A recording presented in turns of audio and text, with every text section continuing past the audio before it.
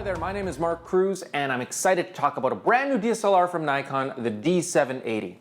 With the D750 being one of our most popular full-frame DSLRs ever, the long-awaited update will take everything that people loved about the D750 and make it even better. Now, the D780 is a DSLR with an optical viewfinder, but it does share one major piece of hardware from the award-winning Z6 mirrorless camera. Its full-frame 24.5 megapixel backside illuminated CMOS sensor with 273 on-sensor phase detect points covering 90% of the sensor.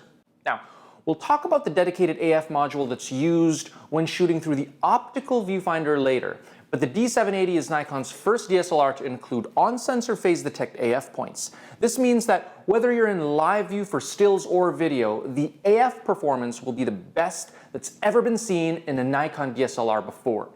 With the same CMOS and same XSpeed 6 processor, the video capabilities of the D780 mimic very closely what the Z6 is capable of.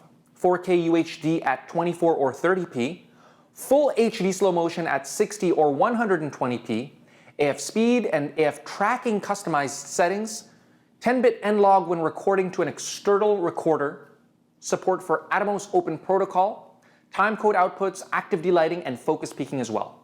A new feature on the D780 that's a first for Nikon is the ability to record HLG or hybrid log gamma files, which is a standard for transmission of HDR video to compatible displays. This HLG output is very useful for high contrast or highly saturated scenes and is available when exporting to an external recorder with the camera set to 10-bit. Nikon has always had very strong time-lapse capabilities, with many of our cameras being able to record either the individual photos for a time-lapse by using interval timer shooting or a fully compiled time-lapse that's ready to view right out of the camera when using the time-lapse movie option. Now, with the D780, you don't have to choose one or the other.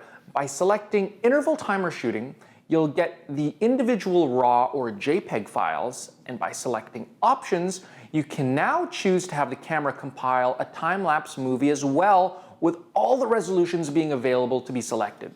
This is an amazing option for time-lapse shooters who want the best of both worlds. We've already seen that there have been many major improvements to the video specs of the D780, but what kind of improvements are in store for still shooters? Well, the D780 now uses the incredibly accurate 180,000 pixel RGB sensor.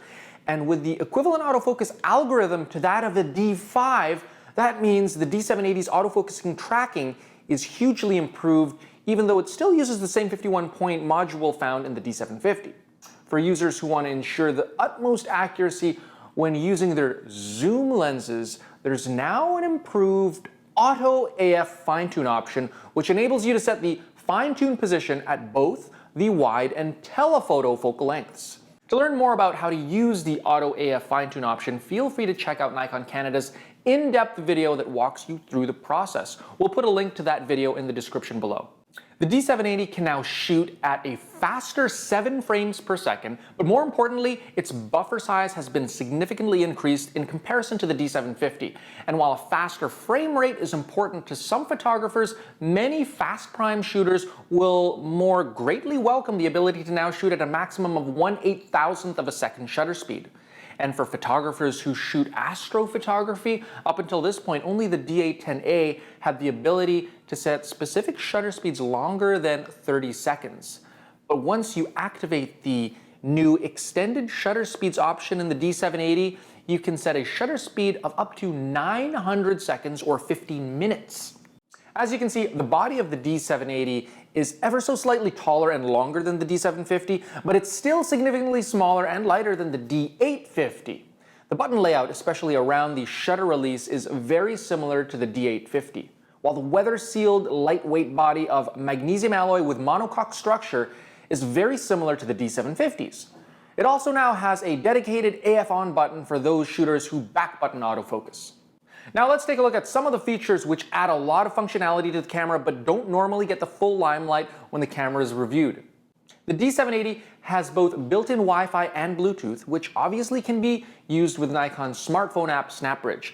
But with dual-band Wi-Fi, you can also be connected directly to your computer, letting you wirelessly transfer JPEGs or RAW images.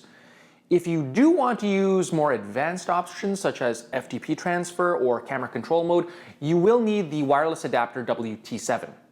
The D780 has the same size screen as the D750 at 3.2 inches, but its resolution is now significantly higher at 2.359 million dots. It also now has a fully touch-sensitive screen as well, letting you scroll through menus, touch the screen to focus, and swipe or double tap when reviewing images in playback. The D780 uses dual SD cards, and they both now support UHS 2. And if you do use both cards to record RAW to one and JPEG to the other, an improved workflow allows you to delete an image from one or both cards simultaneously.